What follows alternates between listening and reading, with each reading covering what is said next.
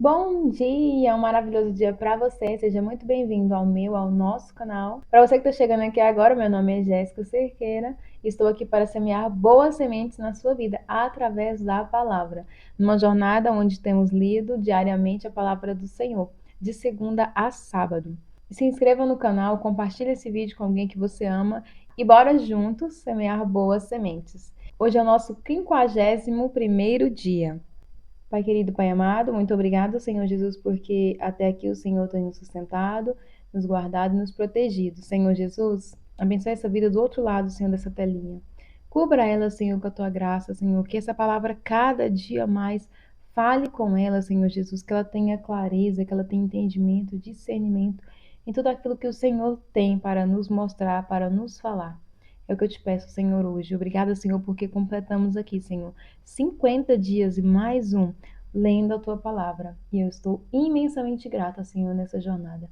Pai querido, Pai amado, que os desafios venham a ser vencidos, Senhor, que o cansaço venha a ser vencido e que possamos, Senhor, ao final, Senhor, contemplarmos o quanto foi bom toda essa trajetória aqui contigo. É o que eu te peço, em nome de Jesus. Amém. E a leitura de hoje, no nosso 51º dia, é Levítico capítulo 9, versículo 7 ao capítulo 10, versículo 20. E disse Moisés a Arão: Chega-te ao altar, e faze a tua expiação de pecado e o teu holocausto, e faze expiação por ti e pelo povo. Depois faz a oferta do povo, e faze expiação por ele, como ordenou o Senhor. Então Arão se chegou ao altar e degolou o bezerro da expiação que era por si mesmo. E os filhos de Arão trouxeram-lhe o sangue, e molhou o dedo no sangue e o pôs sobre as pontas do altar, e o resto do sangue derramou à base do altar. Mas a gordura e os rins e o redenho do fígado de expiação do pecado queimou sobre o altar, como o Senhor ordenara a Moisés. Porém a carne e o couro queimou com o fogo fora do arraial. Depois degolou o holocausto, e os filhos de Arão lhe entregaram o sangue, e ele espargiu-o sobre o altar em redor. Também lhe entregaram o holocausto nos seus pedaços, com a cabeça, e queimou-o sobre o altar. E lavou a fressura e as pernas, e as queimou sobre o holocausto no altar. Depois fez chegar a oferta do povo, e tomou o bode da expiação do pecado, que era pelo povo, e o degolou. E o preparou por expiação do pecado como o primeiro. Fez também chegar o holocausto e o preparou segundo o rito. E fez chegar a oferta de manjares, e a sua mão encheu dela e a queimou sobre o altar, além do holocausto da manhã. Depois degolou o boi e o carneiro em sacrifício pacífico, que era pelo povo. E os filhos de Arão entregaram-lhe o sangue, que espargiu sobre o altar em redor, como também a gordura do boi e do carneiro e a cauda, e o que cobre a fressura, e os rins e o redenho do fígado. E puseram a gordura sobre o peito, e ele queimou a gordura sobre o altar. Mas o peito e a espádua direita Arão moveu por oferta de movimento perante o Senhor, como Moisés tinha ordenado. Depois Arão levantou as mãos ao povo e o abençoou, e desceu, havendo feito a expiação do pecado, e o holocausto e a oferta pacífica. Então entraram Moisés e Arão na tenda da congregação, e depois saíram e abençoaram o povo. E a glória do Senhor apareceu a todo o povo, porque o fogo saiu de diante do Senhor e consumiu o holocausto e a gordura sobre o altar. O que vendo todo o povo jubilou e caiu sobre as suas faces. Nadab e Abiú morrem diante de Deus. Capítulo 10. E os filhos de Arão, Nadab e Abiú, tomaram cada um o seu incensário, e puseram neles fogo, e puseram incenso sobre ele, e trouxeram fogo estranho perante a face do Senhor, o que lhes não ordenara. Então saiu fogo de diante do Senhor, e os consumiu, e morreram perante o Senhor. E disse Moisés a Arão: Isto é o que o Senhor falou, dizendo: Serei santificado naqueles que se cheguem a mim, e serei glorificado diante de todo o povo. Porém, Arão calou-se. E Moisés chamou a Misael e a Eusafã, filhos de Uziel, tio de Arão, e disse-lhes: Chegai, tirai vossos irmãos de diante do santuário para fora do arraial. Então chegaram e levaram-nos nas suas túnicas para fora do arraial, como Moisés tinha dito. E Moisés disse a Arão aos seus filhos, Eleazar, e Itamar. Não descobrireis as vossas cabeças, nem rasgareis vossas vestes, para que não morrais. Nem venha grande indignação sobre toda a congregação. Mas vossos irmãos, toda a casa de Israel, lamentem este incêndio que o Senhor acendeu. Nem saireis à porta da tenda da congregação, para que não morrais, porque está sobre vós o azeite da unção do Senhor. E fizeram conforme a palavra de Moisés.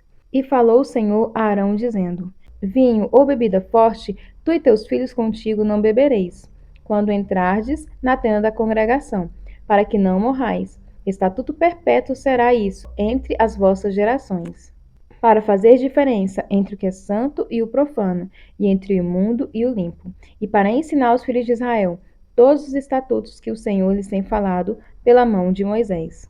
A lei acerca das coisas santas. E disse Moisés a Arão, e a Eleazar e a Itamar, seus filhos que lhe ficaram: Tomai a oferta de manjares, restante das ofertas queimadas ao Senhor, e comei-a sem levedura, junto ao altar, porquanto uma coisa santíssima é. Portanto, o comereis no lugar santo, porque isto é a tua porção e a porção de teus filhos, das ofertas queimadas ao Senhor, porque assim me foi ordenado. Também o peito da oferta do movimento e a espada da oferta alçada comereis em lugar limpo, tu e teus filhos e tuas filhas contigo, porque foram dados por tua porção e por porção de teus filhos, dos sacrifícios pacíficos dos filhos de Israel. A espada da oferta alçada e o peito da oferta do movimento trarão com as ofertas queimadas de gordura, para mover por oferta de movimento perante o Senhor. O que será por estatuto perpétuo para ti e para teus filhos contigo, como o Senhor tem ordenado. E Moisés diligentemente buscou o bode da expiação, e eis que já era queimado. Portanto, indignou-se grandemente contra Eleazar e contra Itamar. Os filhos que de Arão ficaram dizendo: Por que não comestes a oferta pela expiação do pecado no lugar santo? Pois uma coisa santíssima é, e o Senhor a deu a vós, para que levasseis a iniquidade da congregação, para fazer expiação por eles diante do Senhor. Eis que não se trouxe o seu sangue para dentro do santuário. Certamente havíeis de comê-la no santuário, como eu tinha ordenado. Então disse Arão a Moisés: Eis que hoje meus filhos ofereceram a sua oferta pela expiação de pecado e o seu holocausto perante o Senhor. E tais coisas me sucederam. Se eu hoje tivesse comido a oferta pela expiação do pecado, seria, pois, aceito aos olhos do Senhor? E Moisés, ouvindo isto, Arão foi aceito aos seus olhos. Estudo de hoje. Levítico capítulo 9, versículo 22 a 24. Em Levítico capítulo 9, versículo 6, Moisés disse ao povo: Esta coisa que o Senhor ordenou fareis, e a glória do Senhor vos aparecerá. Moisés, Arão e o povo, então, começaram a trabalhar e a seguir as instruções de Deus. Logo depois, a glória do Senhor apareceu. Exibindo seu poder, Deus enviou fogo do céu para consumir a oferta de Arão. O povo se jogou no chão em reverência. Algumas pessoas perguntam-se se Deus realmente existe, porque não veem o seu poder no mundo. Mas Deus está trabalhando no mundo de hoje da mesma forma que no mundo de Moisés.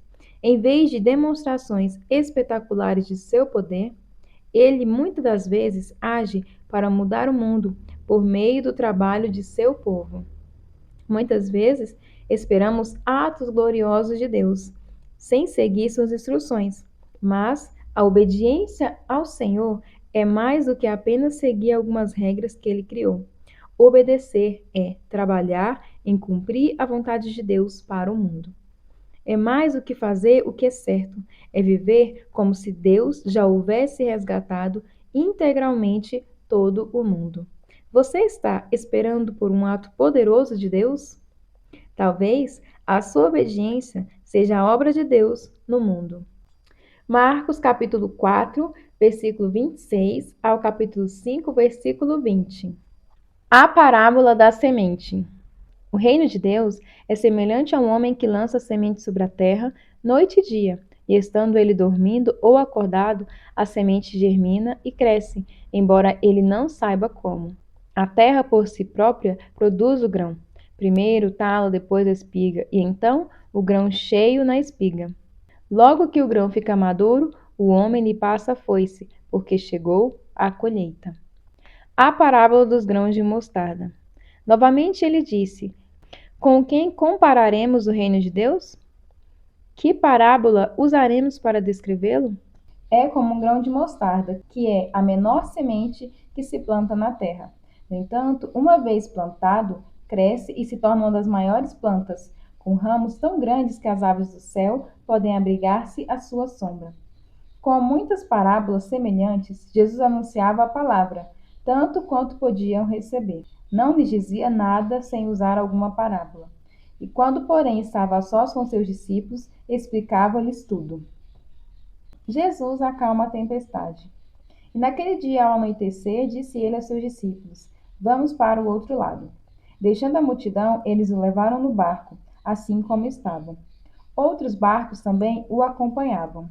Levantou-se um forte vendaval e as ondas se lançavam sobre o barco, de forma que este ia se enchendo de água.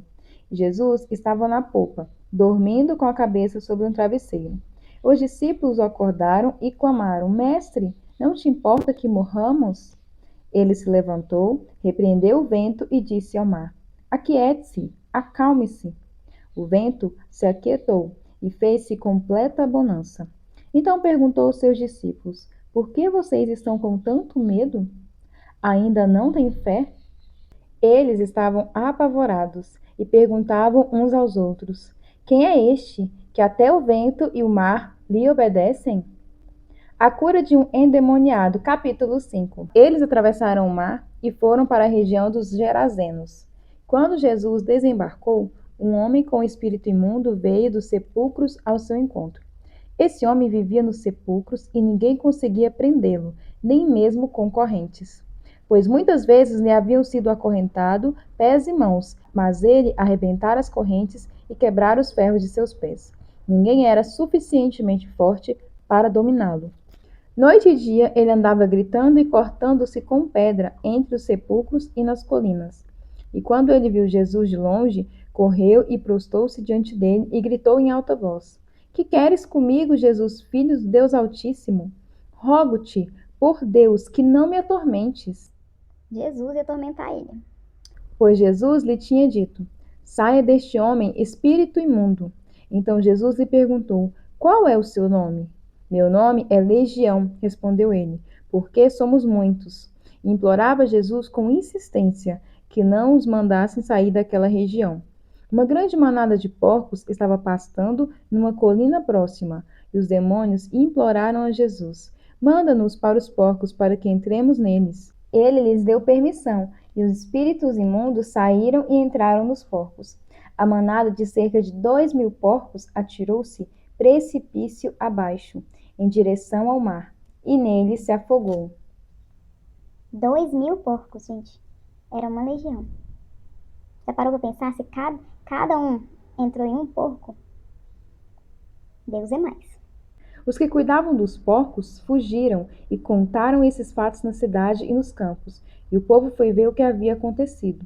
E quando se aproximaram de Jesus, viram ali o homem que fora possesso da legião de demônios, assentado, vestido e em perfeito juízo, e ficaram com medo. Os que estavam presentes contaram ao povo o que acontecera ao endemoniado, e falaram também sobre os porcos.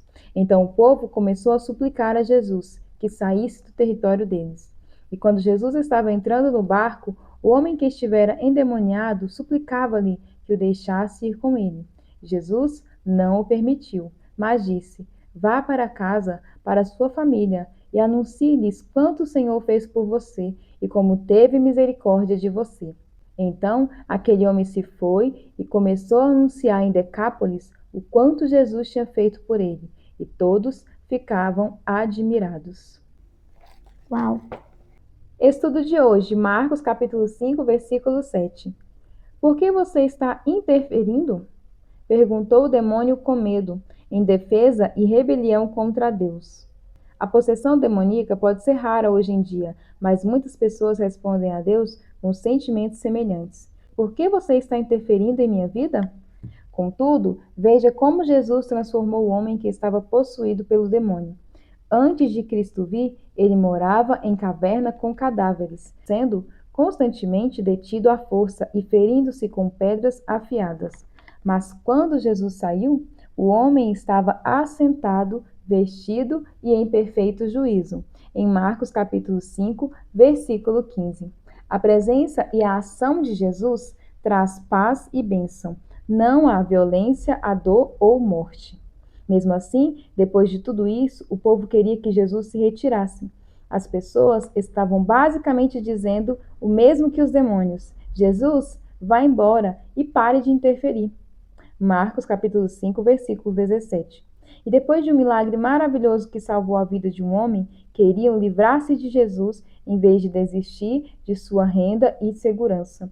No entanto, quem ficou pior quando Jesus saiu? O homem que o mestre curou ou as pessoas que pediram que ele saísse?